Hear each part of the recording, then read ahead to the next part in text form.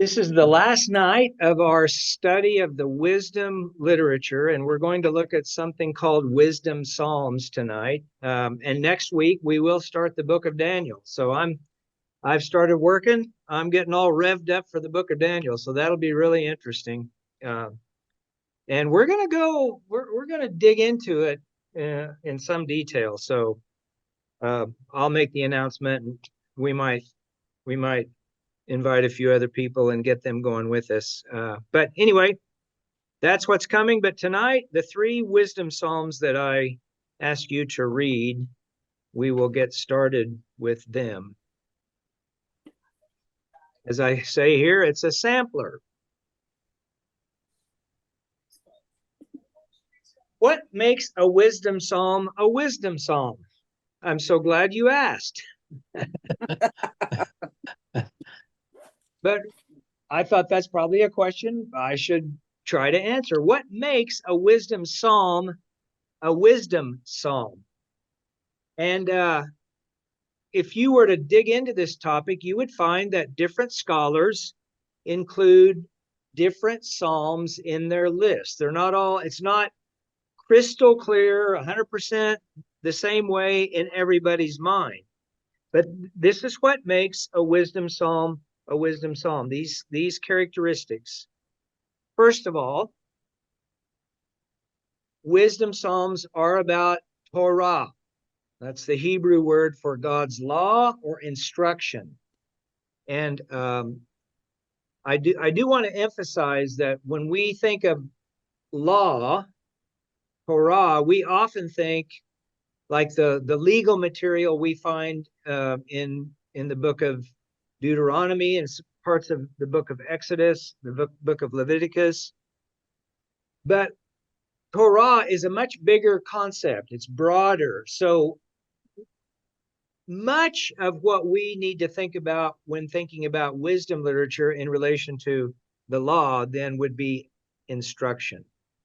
I've really emphasized and repeated that this isn't just a rule book we're talking about or some sort of manual. We can just go to that particular topic, get exactly what we need, and move on. It's more involved and more multifaceted. But wisdom material is always going to be about God's instruction somehow. Now, one thing about the wisdom psalms is they don't necessarily use the word wisdom the way we've seen in the book of Proverbs, but still wisdom is the sort of the present reference point. Okay, another topic that shows wisdom psalms would have to do with righteousness or wickedness. And we've seen that certainly in the book of Proverbs. And then it's going to be about walking a way or walking a path. So the way of the Lord, you're going to live a certain way. You're going to behave a certain way. You're going to understand circumstances and people and relationships from the standpoint of God's instruction. And then the end of that way. So where does this way lead? This is a very important aspect of wisdom material as well, and we'll see in the Psalms. Where does it go if you stay on this path, the path of wickedness? Where does it end? The path of righteousness, where does it end? And then finally, I think this is a little more subtle, but very strong and present, and that is there's a certain attitude that goes with wisdom, right? We need to be trust God, even when we can't see where this is all turning out. We need to be open, humble, teachable, and so on. So these are just, I think, four major characteristics associated with wisdom material that we see in the Psalms. Again, even if it doesn't use the word wisdom, we see these themes or this motif, these characteristics very much present. All right. Well, let's get into it here. And as always, I like your questions, so stop me if you have a question about something. Let's start with Psalm 19. And I'm going to read it for the sake of our discussion tonight. I'm reading from the Common English Bible, and as I've said before, I like the vivid way that the Psalms read in the Common English Bible. And I think I can tell that the translators are really trying to give us a feel for how it sounds and reads in Hebrew, even though obviously we're reading in English. So Psalm 19. Heaven is declaring God's glory. The sky is proclaiming his handiwork. One day gushes the news to the next, and one night informs another what needs to be known. Of course, there's no speech, no words, their voices can't be heard, but their sound extends throughout the world. Their words reach the ends of the earth. God has made a tent in heaven for the sun. The sun is like a groom coming out of his honeymoon suite. Like a warrior, it thrills at running its course. It rises in one end of the sky. Its circuit is complete at the other. Nothing escapes its heat. The Lord's instruction is perfect, reviving one's very being or soul or life. The Lord's laws are faithful, making naive people wise. The Lord's regulations are right, gladdening the heart. The Lord's commands are pure, giving light to the eyes. Honoring the Lord is correct, lasting forever. The Lord's judgments are true. All of these are righteous. They are more desirable than gold, than tons of pure gold, and they are sweeter than honey, even dripping off the honeycomb. No doubt about it, your servant is enlightened by them. There is great reward in keeping them. But can anyone know what they've accidentally done wrong? Clear me of any unknown sin and save your servant from willful sins. Don't let them rule me. Then I'll be completely blameless. I'll be innocent of great wrongdoing. Let the words of my mouth and the meditation of my heart be pleasing to you, Lord, my rock and my redeemer. Now, a little bit of context here. The Psalms actually are organized in a purposeful way. And so it helps us to think about Psalm 19 by making quick reference to Psalms 18 and then 20 and 21. And what you'll find there, if you just scan those Psalms, these are Psalms related to the king. So Psalm 19 then can be thought of as the kind of wisdom the king needs to rule well.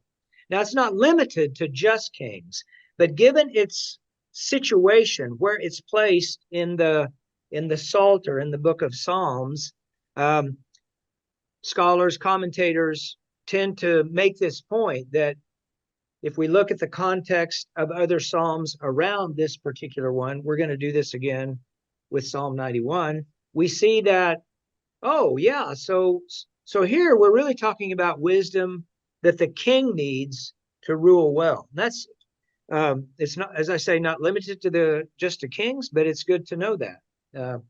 Wouldn't it be nice to have a ruler who rules according to this kind of wisdom? All right, now let's take a few minutes and you all share with me what you notice in terms of any themes or terms that are repeated.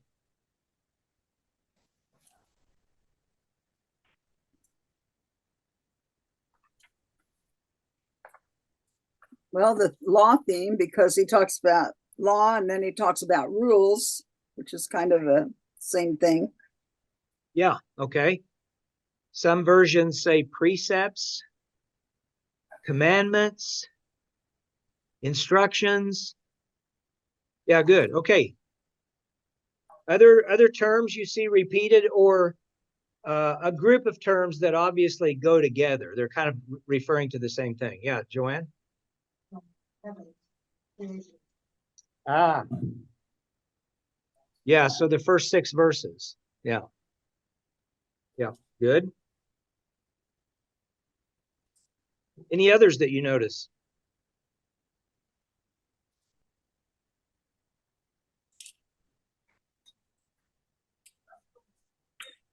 One of them is yeah, go ahead. Keeping go ahead. Is that Linda? Oh, keeping a great reward. So you talked about how they talked about the end of what would come in the end. Yeah. So it Yeah. So yeah. Good example of a vision of the end. So in keeping them, there is great reward. So yeah, that's good. All right, just the idea of words or speech. And in the first few verses, it's creation, and there's a contradiction in here, right? The creation doesn't have any words, right? And humans can't hear the creation say anything, and yet their voice goes out throughout the whole earth. What do you think the psalmist is aiming at here with this kind of description?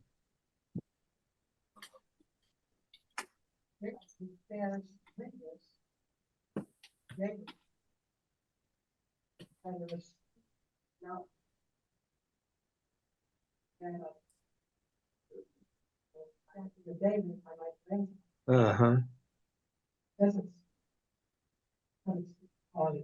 Right.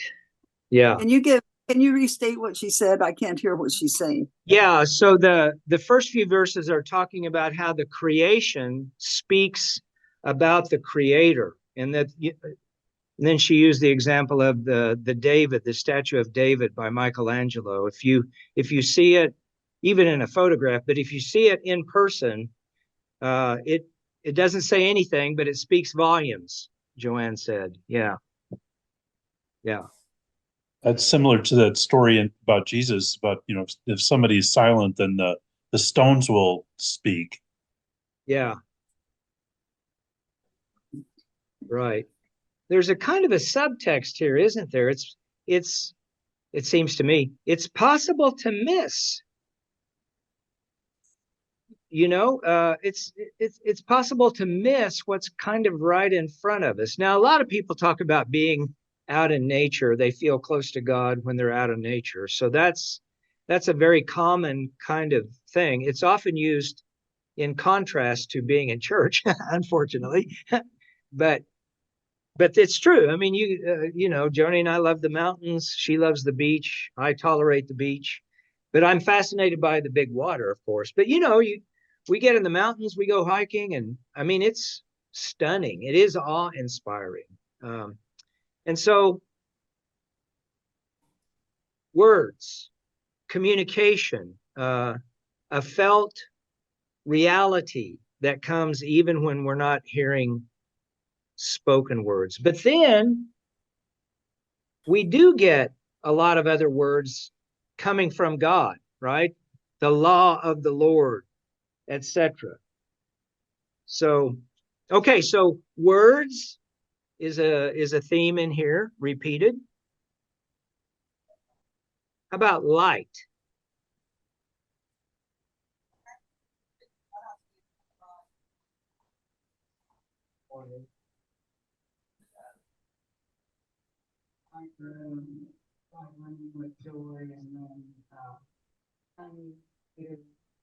Uh-huh. Yeah. Good. Yeah.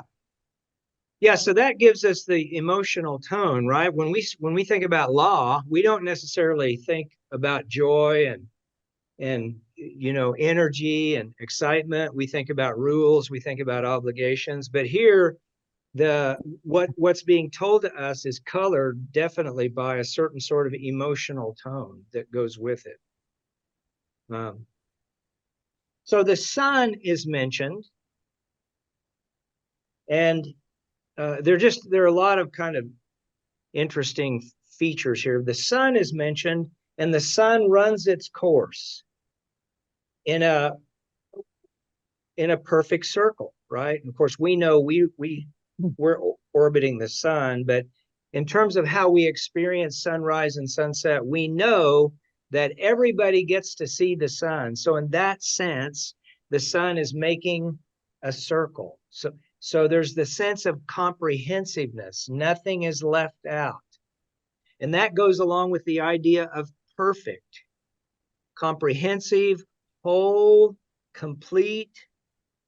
So the sun does this, and we can think just in terms of the phenomenon of of light, daylight, but then it talks about the law enlightening the eyes. And there's a parallel here that's really important. So, and the law, like the sun, is comprehensive in its scope, in its effect. So I would throw in light, enlightenment, understanding, knowledge. Again, I know that I'm sort of pressing a particular point a lot, from last week and other times.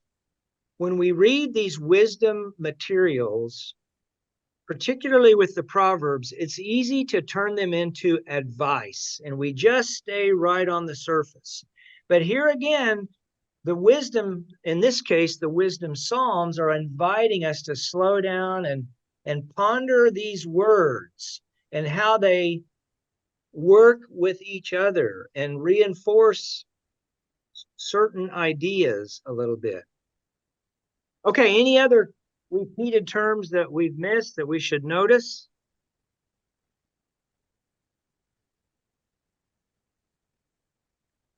All right.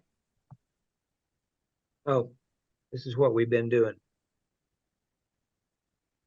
So we covered those, right? That's all in the law of the Lord, Torah, guidance, instruction. And I'll say this too, also again, it's written into the fabric of the universe, not just a rule book, but deep in the way we're made. I think that's very important to keep reminding ourselves. In that sense, from the standpoint of creation, loving God's law is as natural to us as breathing. And we know it doesn't feel that way because of sin, because of our fallen nature, but sort of walking the way that God created us to walk really is our natural state, natural in the most ideal sense of that word. And we have Steve. Well, I was going to say we have intuitions of that. We can sense that there's something there, that being connected to God in that way is the most natural thing there is for us. Even though, again, there's a lot of static and a lot of stuff that gets in the way. Okay, yeah.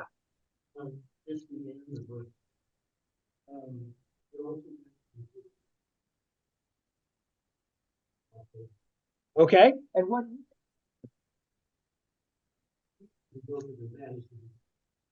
Yeah. Right.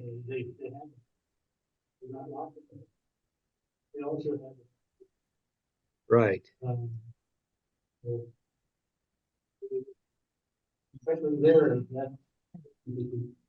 Yeah, that's good. Yeah, because heat here, so my version that I'm using tonight says, nothing escapes its heat. Well, then we read about down verse 12, can anyone know what they've accidentally done wrong? It's wrong. It has consequences. I didn't mean to do it. It's still wrong and it still has consequences, and God still judges it. So clear me of any unknown sin and save your servant from willful sins. We can feel the heat of God's judgment. That's in this psalm too. It is sort of it's a minor theme, you might say, compared to the joy and the gladness of relating to God through his instruction. But sun, heat. So I'm glad you pointed that out. Good, thank you. Anything else? Can't really hear the people at the table. You can't hear the people. Yeah, Jim. I don't think the owl is picking up the other people in the room. Yeah, it's not. No.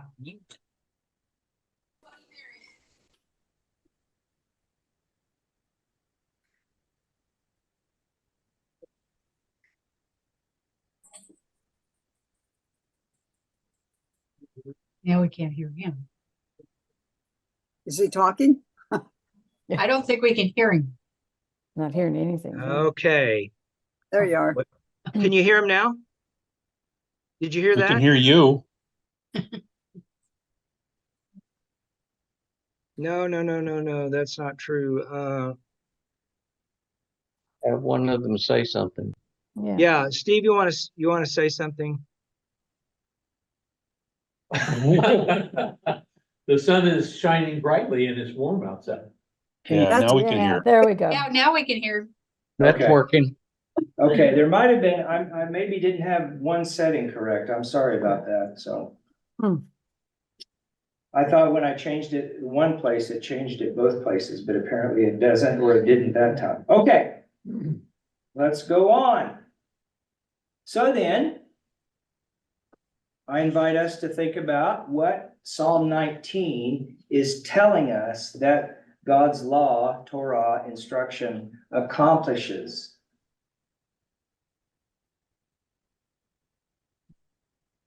Well, there is great reward and there is redemption. Very good.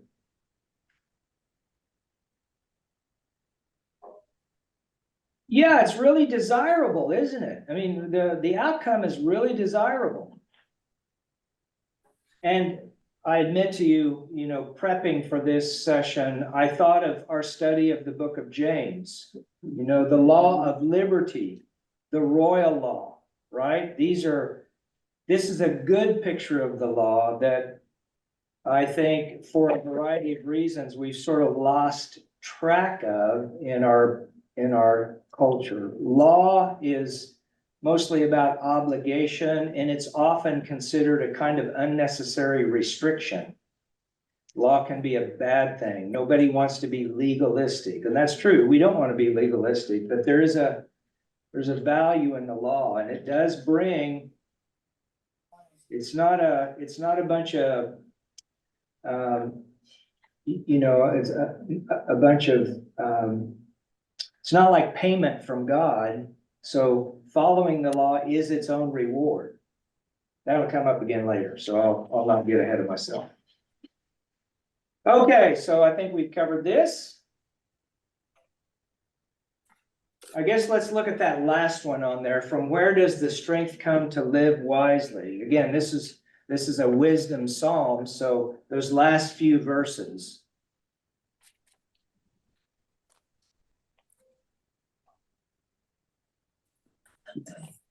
I think most people know, what they should do and that they're going to get rewarded for what they do.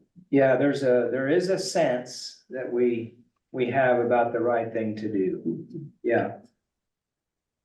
Yeah. Yeah, I guess what I was thinking of with those last few verses there is the psalmist asked God for help in this regard. I don't know my own heart. I don't know what sins I've committed unintentionally. I need you to help. So there's a hint of God's grace even here, even while talking about the law.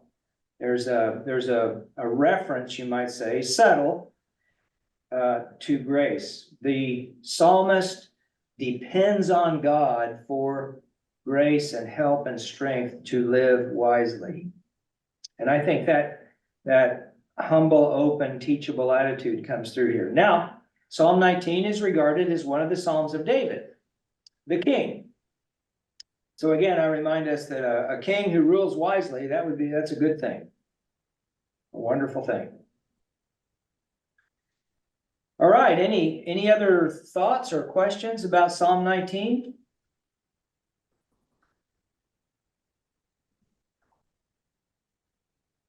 All right. Psalm 73, this was a longer one. And I'm going to go ahead and read it. I know it's not super pleasant to have somebody read this long. But it's a different tone, right? It's a different feeling. Truly, God is good to Israel, to those who are pure of heart. But me, my feet had almost stumbled. My steps had nearly slipped because I envied the arrogant. I observed how the wicked are well off. They suffer no pain. Their bodies are fit and strong. They are never in trouble. They aren't weighed down like other people. That's why they wear arrogance like a necklace, why violence covers them like clothes. Their eyes bulge out from eating so well. Their hearts overflow with delusions.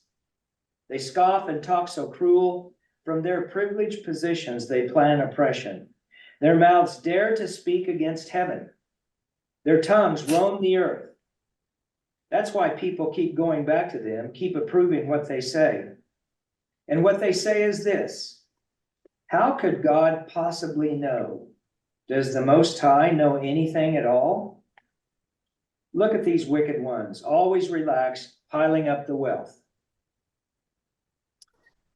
Meanwhile, I've kept my heart pure for no good reason. I've washed my hands to stay innocent for nothing. I'm weighed down all day long. I'm punished every morning. If I said, I will talk about all this, I would have been unfaithful to your children. But when I tried to understand these things, it just seemed like hard work until I entered God's sanctuary and understood what would happen to the wicked. You will definitely put them on a slippery path. You will make them fall into ruin. How quickly they are devastated, utterly destroyed by terrors. As quickly as a dream departs from someone waking up, my Lord, when you are stirred up, you make them disappear. When my heart was bitter, when I was all cut up inside, I was stupid and ignorant. I acted like nothing but an animal toward you. But I was still always with you. You held my strong hand. You have guided me with your advice. Later, you will receive me with glory. Do I have anyone else in heaven? There's nothing on earth I desire except you. My body and my heart fail, but God is my heart's rock and my share forever. Look, those far from you die. You annihilate all those who are unfaithful to you. But me, it's good for me to be near God. I have taken my refuge in you, my Lord God, so I can talk all about your works. Okay, Psalm 73 is the beginning of book 3. So there are 5 books. The 150 Psalms are organized into 5 books. And the commentators who really, they're really good at sussing these things out, they recognize that Book 3 collects a lot of Psalms that are about oppression, suffering, defeat, warfare. And so the idea is these are Psalms written in exile. Now, it doesn't have to mean that they're all written during the time of the Babylonian exile. There are other times in the nation of Israel, like the time of the Judges, for example, that those were not happy times either. And so oppression, suffering, affliction, troubles, and that's really the background here as we start reading Psalm 73 in the context of book 3. All right, now as I read it, just think out loud for a second. What are some things you noticed as we read this psalm? It seems like the first half, he's not interacting with God at all. He's simply reacting to what he sees, and he's like spouting off about it. He's not bringing it to God necessarily. He's just talking about, this is my personal understanding of what's going on in the world. Yeah, okay. So the tone does seem to change, right? At a certain point in the psalm. And the first part of it is he's just complaining. Right. Yeah. And he has a reason to complain, right? Yeah. Yeah. Think about some of the Proverbs we read that, the righteous get the reward and the wicked get punished. And it's almost like this psalmist is saying, hold on, that's not happening. That's not how I'm experiencing life. The wicked people, they're getting all the goodies, they're fat and happy, they're healthy, they got not a care in the world, right? That's sort of the tone here. Don't you think? Yeah, go ahead. Don't you think that's still kind of true? I mean, Oh, absolutely. the last couple of weeks, I've had times when I've been on my having my own pity party, and then I get to thinking about my sister and my other people that I know. They're in much worse condition than I am, and I think this is so stupid, you know. I mean, we get on our pity parties, and then when we really look at what's going on around us, we get over it. Right. That's kind of sounds like to me. He's just kind of having a little pity party for himself, and then he realizes, whoa, this is not true. Yeah, that's good. Okay, but let's press that a little further. I mean, what about people for whom life just seems to go bad? You know, it just seems to go bad, right? I mean, that anguish really goes deep. Do we know what that feels like? I have a friend that's true for her. Chronically poor, chronically stressed over family issues, has had a lot of medical issues. I mean, and she's just like, you know, like how she's very faithful to God. That isn't the issue. The issue for her is, how can people who don't suffer know God the way I do? They're so blessed, and they don't have a clue as to what they have. Yeah. Yeah, that's one of the paradoxes, isn't it? That with the right attitude, with an open heart. So I love this about the scriptures. And Deborah, you were talking about reading Job. This is clearly a major theme in the book of Job, right? Yeah. But the paradox is that it's really the suffering that if we're open to transformation, the suffering can draw us into a deeper relationship with God, a deeper love for God, in a way, a more positive outlook, right? So it doesn't mean that my suffering is less important or anything like that, but there's a difference in perspective that can come. And it seems to only come through suffering. Yeah. Okay, well, let's just kind of work down through here. We're hitting on this already, but what is the condition of the arrogant or wicked as it's described in those verses 4-7? Everything's peachy keen with them. Yep. Yeah. And don't, I mean, we're not going to name names, right? But we know people like this. It just, you know, born with a silver spoon in their mouth, and just everything seems to work out. Yeah. Anything else about the wicked, though, in those verses? They set their mouths against God. They are against heaven. Aha. Now, we should be careful not to turn the wicked into anyone for whom life is working out really great, right? No. Okay, so what makes the wicked wicked here? That they give God no credit. They don't know God. Yeah. So they're denying God, they're ignoring God, and they speak violence. And because they don't know God, then they do all of these things that they don't understand are not the way to live. Right. Now, And yet people are drawn to them. Yeah. Yeah. Why are people drawn to them? They're lucky rich. It's Because power. they're power. Yeah. They want to be around them. If I have a need, I want to be around somebody who's got a lot of money and can meet that need. You know, if I suck up just right, maybe I can get something. So I'll talk really well about them, brag them up. Well, plus, the whole notion in the Proverbs a lot is those that are rich are there because of something good that God gave to them because they've been good. Right. So maybe some of that would rub off on me too. I mean, you Yeah, can right. hear they're really wicked, but at the same time, kind of think, well, you know, if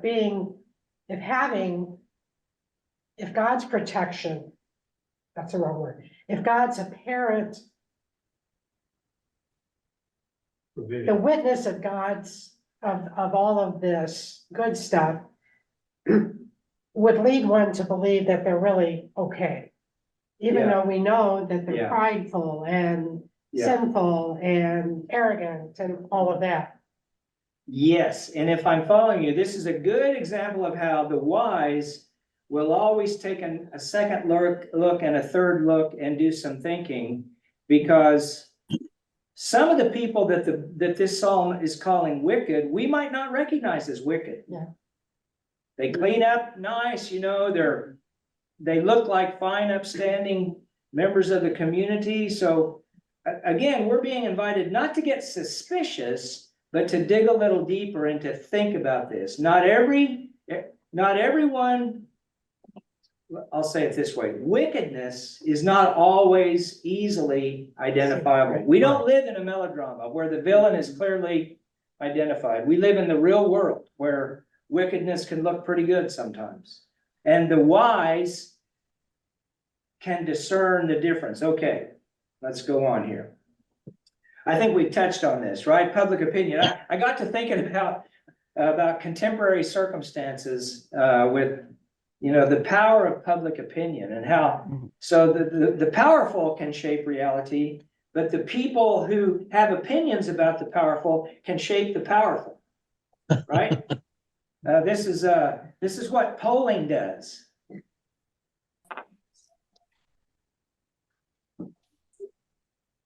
I thought this was a good point to ponder. What is the conclusion that the wicked draw from public opinion?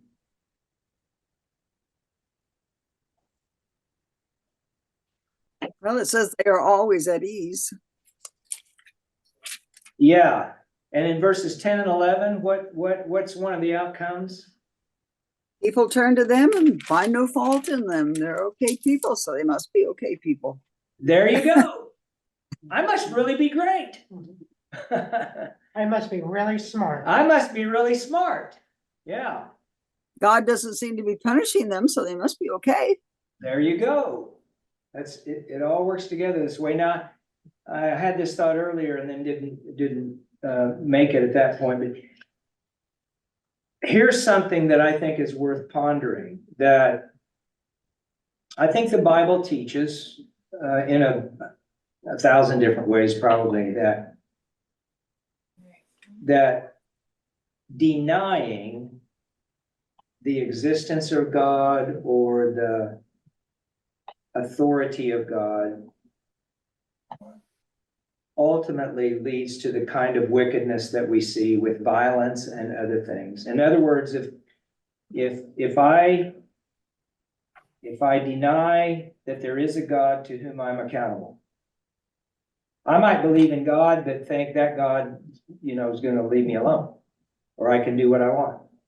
But that attitude sooner or later winds up in violence. If we don't have the boundary of awareness of accountability to God, it's going to wind up in violence somehow. I think that's a thought I believe. I'd like to ponder that and sort of think about how it actually plays out in real life experience.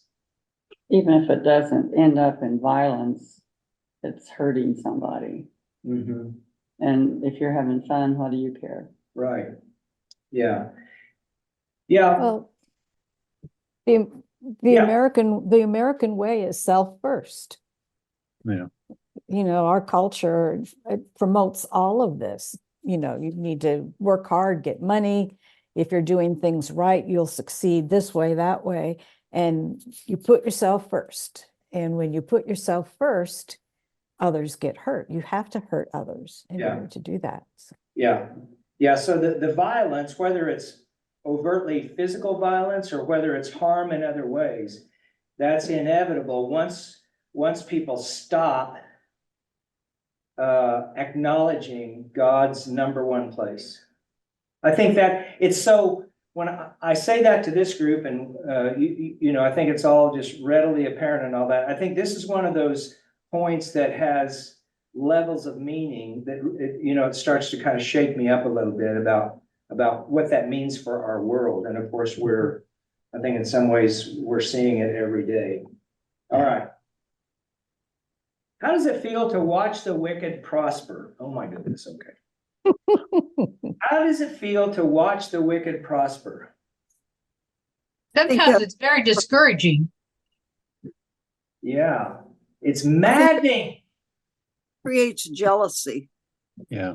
Yes, the University of Kansas always wins the championship. I hate them. I don't really. That's I do. meant to be a joke. Meant to be Just a joke. substitute the Yankees and you're right. So Okay. Yeah. Yeah, it's just really galling to watch someone who doesn't deserve it. They deserve punishment. They get all the benefits. so the speaker then is saying, you know, why bother? Why am I doing all the things I'm doing?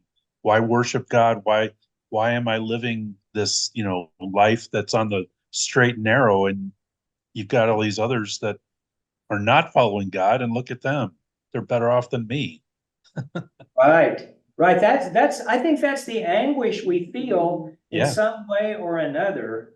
And the psalmist is making it very explicit here and sort of helping us to face our own feelings. But as Larry pointed out, Larry Newton, the psalmist does have a change of heart in the psalm. And of course, this is, I mean, we could read this as the psalmist is really in the moment suffering this anguish. And in the moment, as he thinks through these things, his heart begins to change. Or we could think the psalmist has written a psalm to help us feel the experiences we feel. Either way, there's a turning point in this psalm starting in about verse 17. Yeah.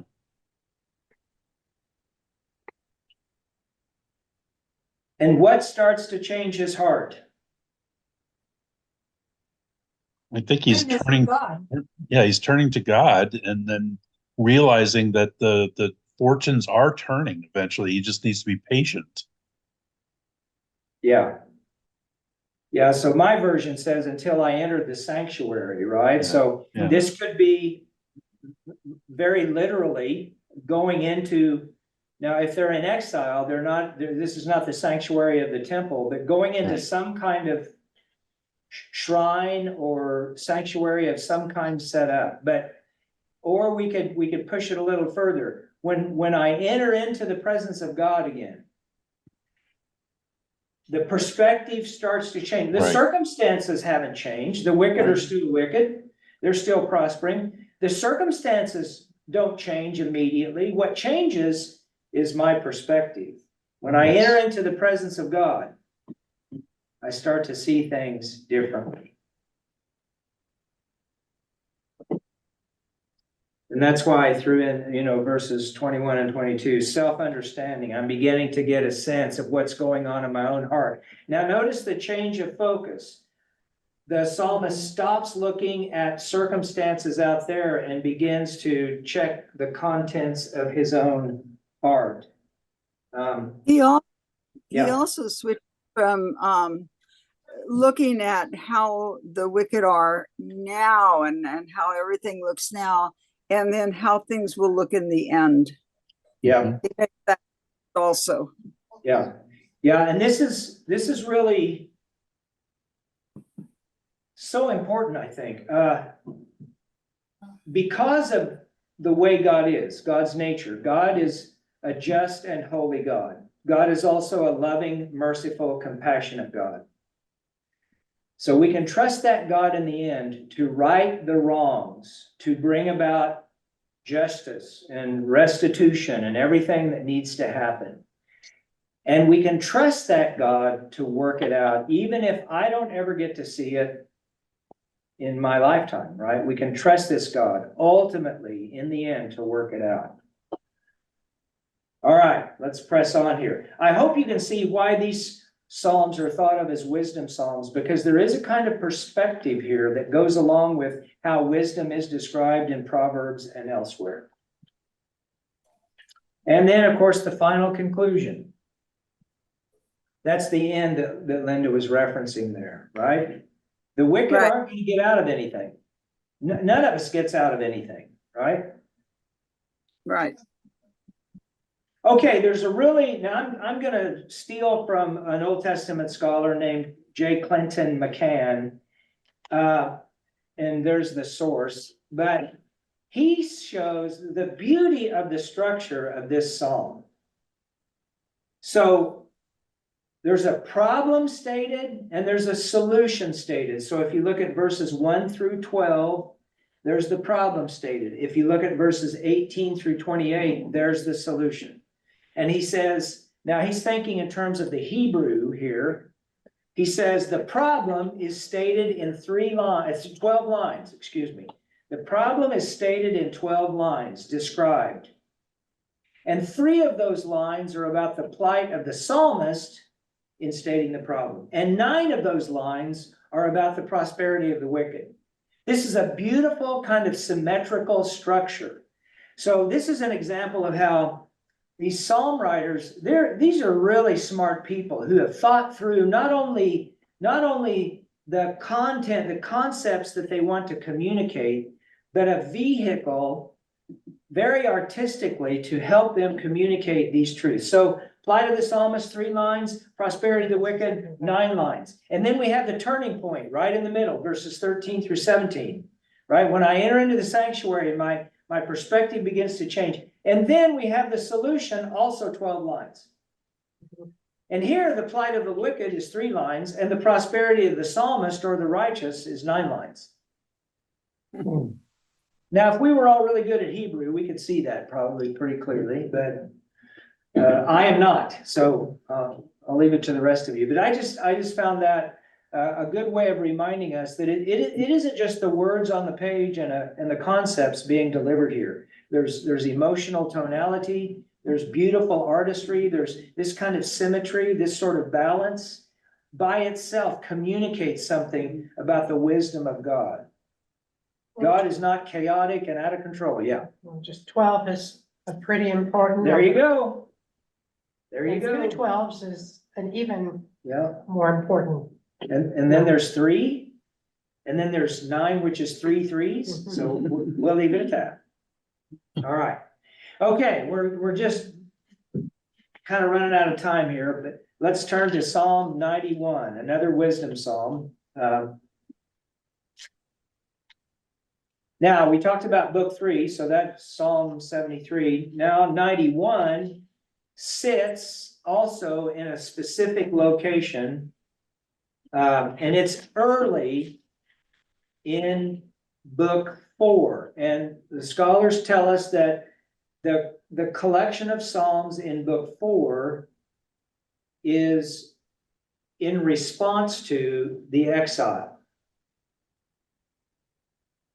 And one commentator that I was looking at for this session made note of how surprising it is, almost shocking, maybe even almost offensive or ridiculous that Psalm 91, which seems so naively optimistic about everything, is put right here in the midst of Psalm 89 and Psalm 90. And I just pulled out a couple of pieces from those 2 Psalms to see what they say. Psalm 89:49, Lord, where is your steadfast love of old, right? And that's, Psalm 91 is all about God's faithful love. But Psalm 89 is asking, hey, where'd it go, right? And then Psalm 90, verse 7, we're consumed by your anger. Now you imagine being Jews living in the time of the exile. They've lost their homeland, they've lost the temple, they're living in a foreign land where people despise their religion. Excuse me. And here we find Psalm 91 kind of plopped down in the middle of these kinds of psalms. Now, Psalm 91.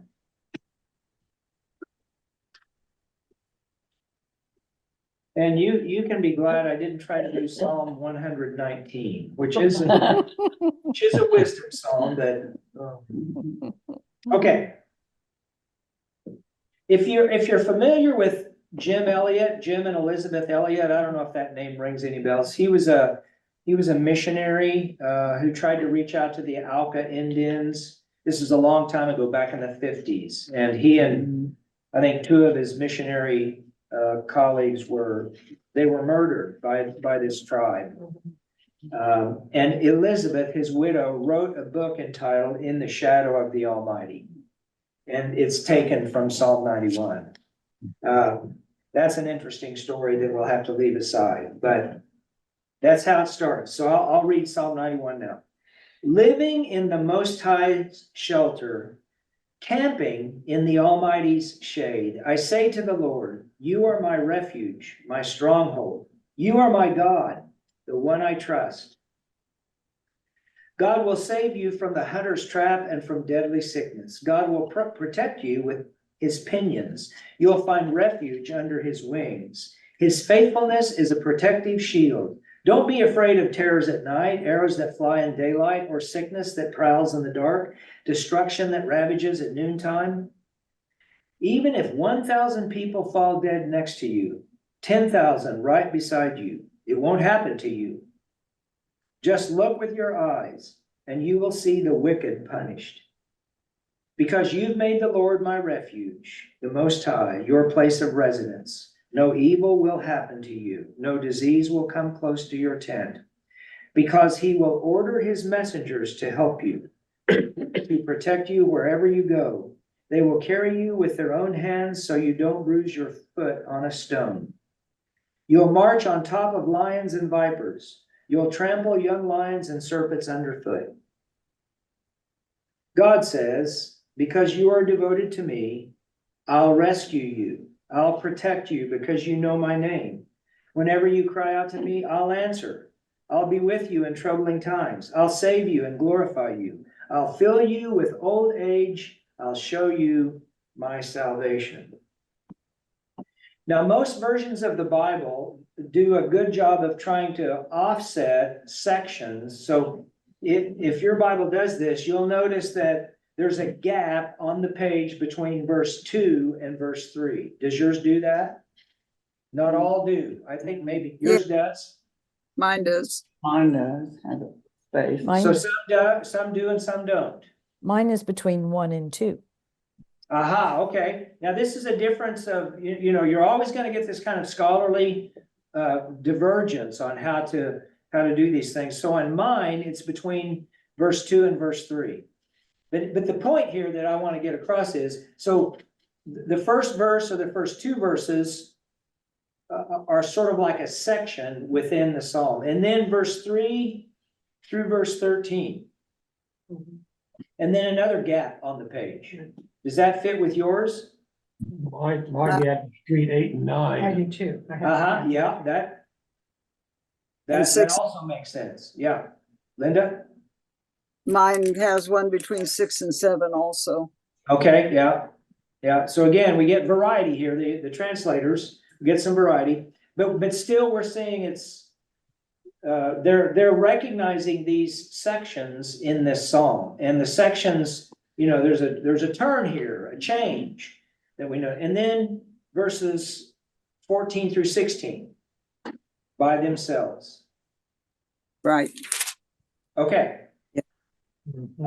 I wanted us to look at the literal appearance on the page in most of our Bibles, because again, a lot of the Bible commentators recognize verses 3 through 13 as sort of like a testimony, a confession of faith, you might say. This person is bearing witness to God's goodness. Everything that's mentioned in there, God will save you, God will do these things, no disease will get you, all these things. So in other words, the psalmist is either bearing witness himself, or he's portraying someone who's bearing witness And it's on the basis of their experience.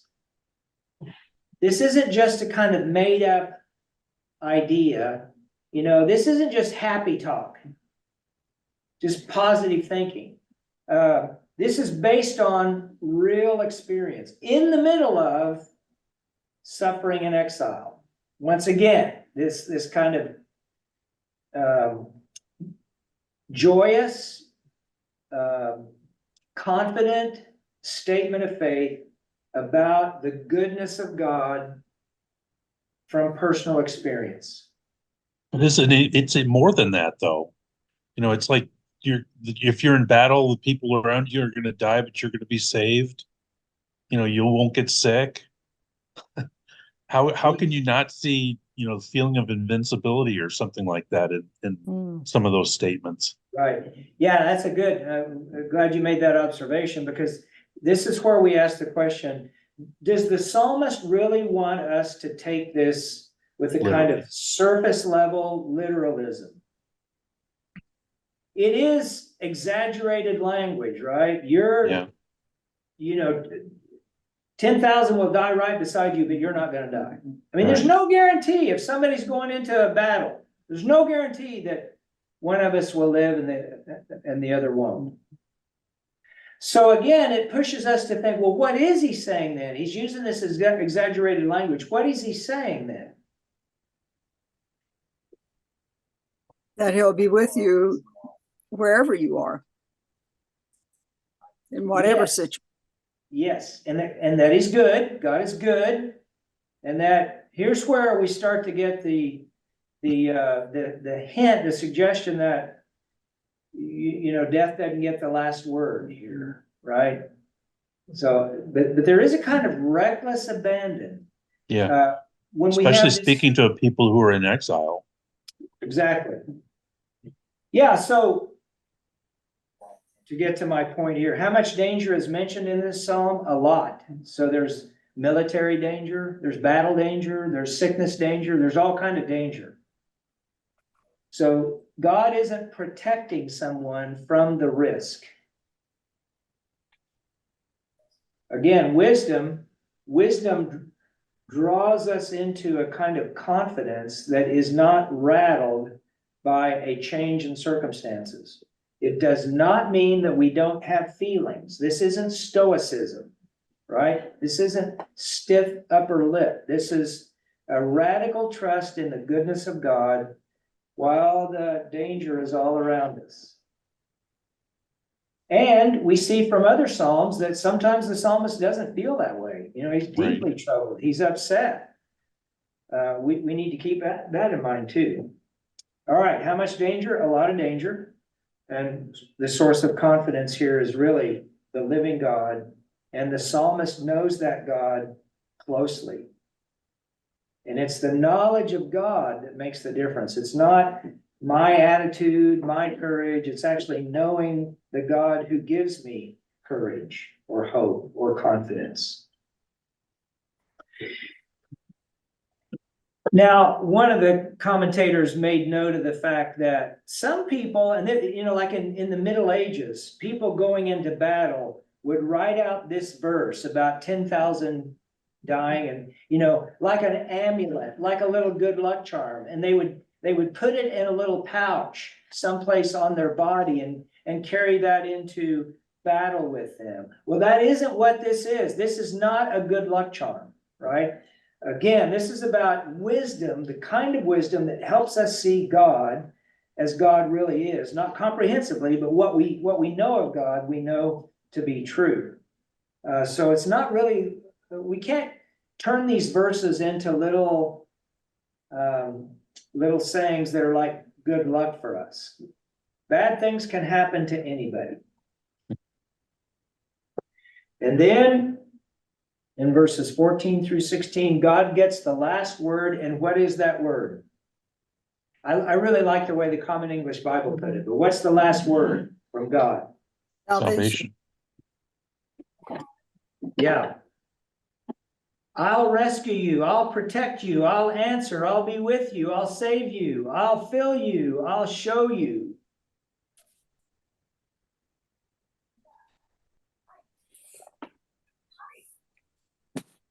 So deliverance is not a reward for knowing God. Knowing God is the reward, right? This goes back to Job again, right at the end of Job. I had heard of you by the hearing of the ear, but now my eye sees you. Now Job knows God in a different way. And now his questions, he still has those questions, I think, but they don't have the same kind of weight or power over him. And I think that's really a lot about what the wisdom material tries to show us, that knowing God is its own reward. It is joy, it is confidence, it is peace. It doesn't take away bad feelings or bad circumstances, but it's sort of the rock that holds us steady. So is this kind of a response then to the middle part where the author is, using this expanded language and whatnot, God saying, hey, wait a minute, this is what I'm going to do for you, not what you're claiming I will do. Yeah, I think that's fair. So that's why, God really gets the last word here. Yeah. And but the middle part is this guy is he's giving a testimony to his experience of God's faithfulness and using, I think, really vivid and even exaggerated language to make that point. And I would invite us to think about if anybody remembers lay witness missions or anything like that, or you've heard someone in church or in a small group or someplace share a testimony about how their life changed.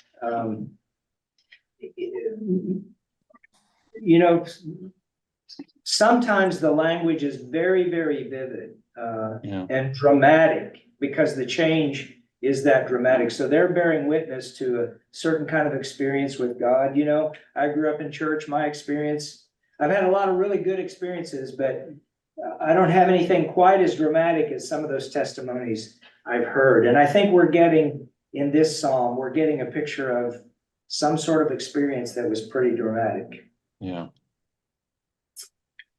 Okay, well, I ran over. Sorry about that, but wisdom, right? Wisdom. I hope this gives us a little taste of the wisdom material in the Bible and maybe encourages us to read the wisdom writings a little more closely.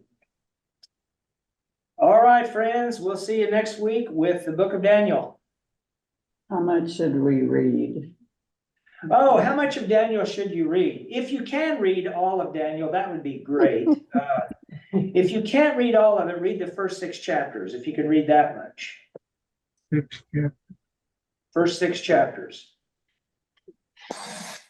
Good question. We'll see you next week. Right. Right.